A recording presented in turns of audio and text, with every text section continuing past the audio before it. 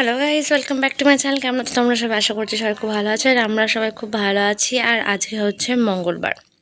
আজকে বিক্রমের থুবড়ো ছিল, তাই যেহেতু রান্নাবান্না ছিল না, তো বাড়িতে নেমন্ত্রণ ছিল, তাই একটু নাচের ঘরে এসে রিহার্সাল করছিলাম, প্র্যাকটিস করছিলাম আর কি। তো যেহেতু ক্লাস আছে পরশুদিন, তার জন্য চলো এবার রেডি হয়ে নিই। এই যে রেডি হয়ে স্নান টান করে মামামকে রেডি করে এখন যাচ্ছে বিক্রমদের বাড়িতে। ওর থুবড়ো আছে যেহেতু, ফোন করছে বারবার।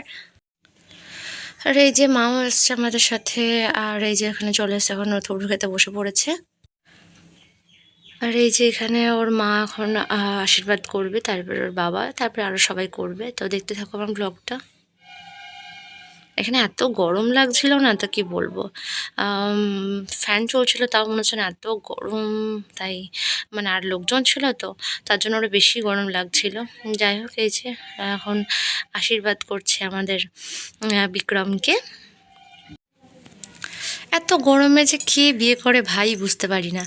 রিয়াও এত গরমে বিয়ে করলে এত কষ্ট হচ্ছে সবারই, কন্যাযাত্রী বরযাত্রী এইসব, সরি কন্যাযাত্রী যেতে। আর এই যে এখন বিক্রম বিয়ে করছে গরমেই, কি আর করা যাবে, আনন্দগুলো তো আর মিস করা যাবে না, তাই আনন্দ করতে হচ্ছে সবাইকেই। কিন্তু ভীষণ কষ্ট হচ্ছে আর কি। যাই হোক, এত গরমে বাচ্চা কাচ্চা নিয়ে তারপরে সেজে গোজে, উফ বিরক্তিকর ব্যাপার। এখানে কাকাও আশীর্বাদ করছে, ওর বাবা আর কি। এবার সবাই একে একে আশীর্বাদ করে নেবে।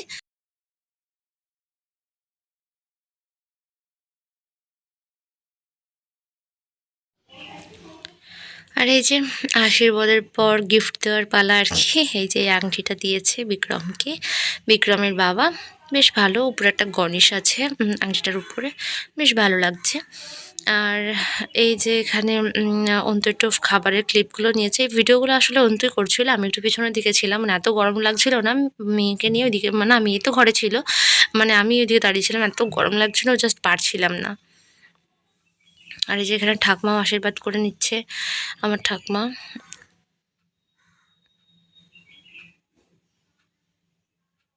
আর এখানে এই যে সবাই মিলে এবার খাওয়াবে ওকে, খাওয়ানোর পর্ব চলছে এখন। গরমে সেজে গুজে যে বরযাত্রী কীভাবে যাব আজকে, এত থুবড়ো এই অবস্থা, তারপরে আবার বিয়ে তো বাকি থাকলো, বউ ভাত থাকলো, কী যে করব কী জানি।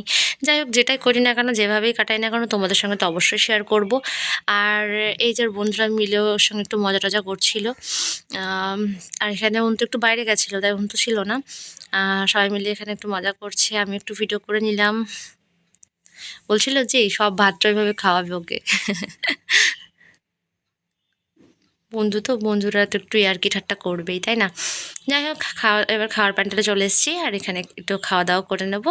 খাওয়া দাওয়া করে চলে যাব বাড়ি। যে বাড়িতে এসে রেস্ট নিয়ে আর সন্ধ্যাবেলায় চলে এসেছি চা, মামামের চকোস, আর একটু আমি মুড়ি মাখিয়ে নিয়েছি। বেশ খিদে পেয়ে গেছিলো, অনেকটা তাড়াতাড়ি খাওয়া হয়েছিল দুপুরে। আর তারপরে যে রাতে চলে এসছে বিক্রম, এখানে আমাদের বাড়িতে একটু থুবড়ু খেতে চলে এসছে। এখানে মা থুবড়ুটা দেবে আর কি। এনে সঞ্জু এসছে, সমীরণ এসছে। সমীরণ হচ্ছে বিক্রমের বোনের বর আর কি। আর এই যে মা এখানে থুবড়ু দেবে। আমাকে তো শঙ্খটা বাজাতে বলছিল, তারপরে আমি নিতে গেলাম, তারপরে সমীরণ বললো দাদা আমাকে দাও, আমাকে দাও।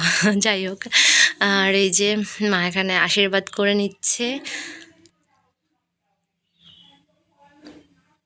আমাকে করার কথা বলছিল, আমি আর কি করবো, আমার এসবগুলো ভালো লাগে না। মানে ভালো লাগে না বলতে কি, একটু বড় হলাম ঠিক আছে, একটু বয়স হলো ঠিক আছে, এত এরকম বয়সে এরকম ভালো লাগে না। তো যাই হোক, ওর সঙ্গে ইয়ার্কি ঠাট্টা মারি, এটাই ঠিক আছে।